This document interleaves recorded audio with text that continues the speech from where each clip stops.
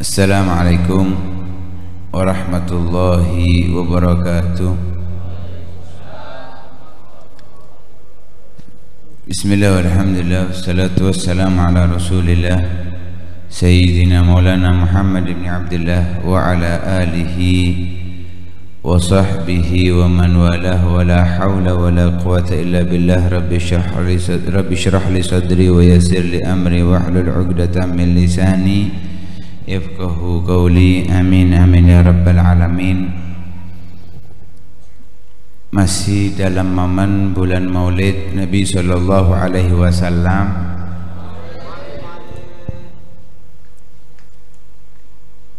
Kalau kita mau jujur, semuanya pasti mengaku belum mencintai Nabi sallallahu alaihi wasallam. Tapi kita semua sepakat bahwa kita ingin dekat dengan Nabi sallallahu alaihi wasallam. Kalau ditanya apakah kita mau dekat dengan Nabi, coba dites.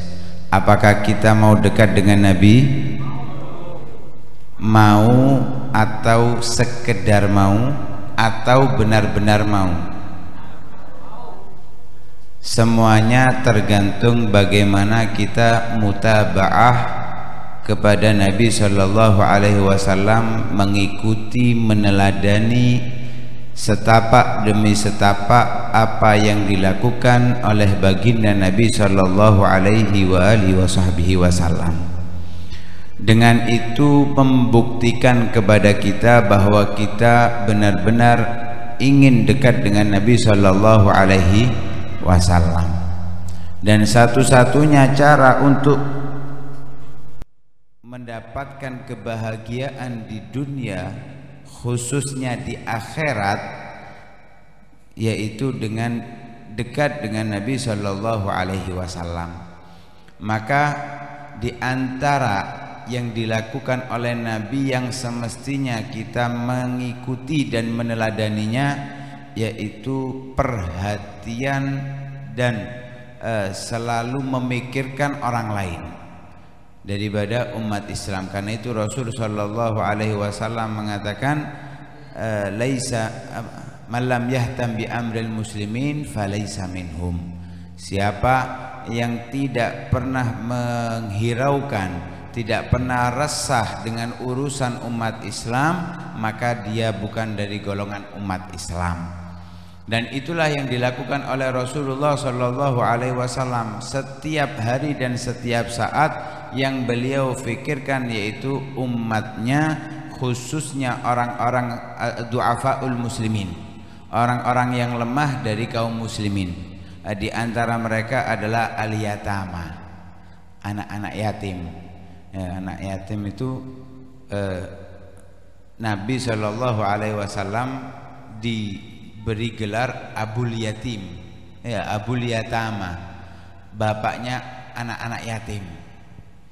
Mengapa Nabi sallallahu alaihi wasallam sangat mencintai anak-anak yatim?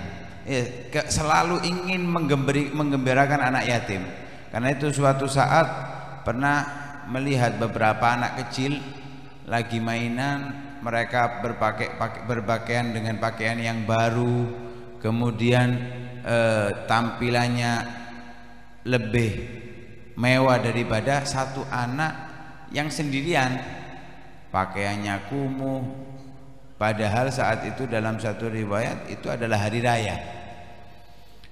Rasul melihat anak tersebut yang lagi sedih, berpakaian kumuh, lusuh, nggak seperti yang lainnya, dipanggil. Kenapa kamu nggak berpakaian seperti mereka? Kata dia, aku yatim, aku nggak memiliki ayah yang bisa membelikan aku pakaian, dan aku tidak memiliki ibu yang merawatku, hidup sendiri, nggak punya siapa-siapa. Akhirnya diajak oleh Rasul sallallahu alaihi wasallam pulang ke rumahnya, diberi pakaian-pakaian yang baru, dirawat oleh Sayyidah Aisyah radhiyallahu taala anha. Kemudian ditanya anak tersebut, apakah kamu senang sekarang? Kata anak tersebut, jelas saya senang karena saya mendapatkan pakaian baru dan ada yang merawat saya. Katanya Rasul sallallahu alaihi wasallam, sekarang ayahmu adalah Rasulullah dan ibumu adalah Aisyah. Oh, keluar anak ini dari rumah Rasulullah ceria, yang awalnya masuk sedih susah, keluar dari rumah Rasul sallallahu alaihi wasallam senang, lebih senang daripada teman-temannya. Sehingga teman-temannya tanya, "Kamu ini tadi ngenes, kasihan ya, lusuh kumuh, pakaiannya jelek, sekarang baru dan sumringah, berbahagia. Kenapa?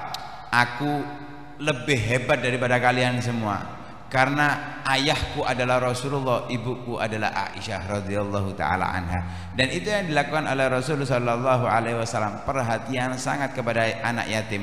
Mengapa?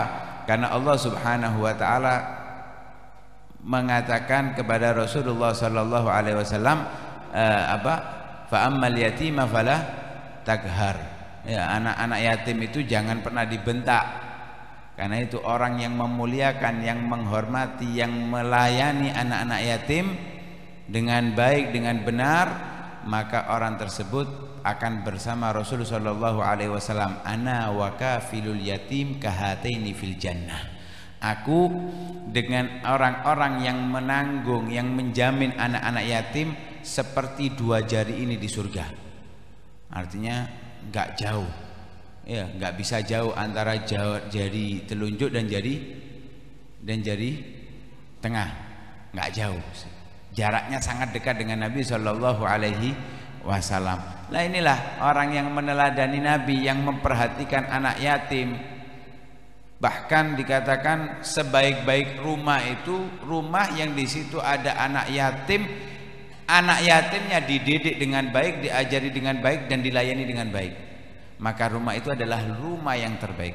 Karena itu perlu kita memperhatikan anak yatim, karena Rasul sallallahu alaihi wasallam terlahir dalam keadaan yatim, sehingga melayani anak yatim seperti melayani Rasul sallallahu alaihi wasallam, dan kelak akan bersanding dengan Rasul sallallahu alaihi wasallam. Mudah-mudahan apa yang dilakukan oleh Rasul sallallahu alaihi wasallam sedikit demi sedikit bisa kita amalkan, kita lakukan, sehingga kita menjadi orang yang dekat dengan Nabi sallallahu alaihi wasallam. Amin amin ya rabbal alamin. Sallallahu alaihi wasallam Muhammadin wa ala alihi wasallam. Alhamdulillahi rabbil alamin.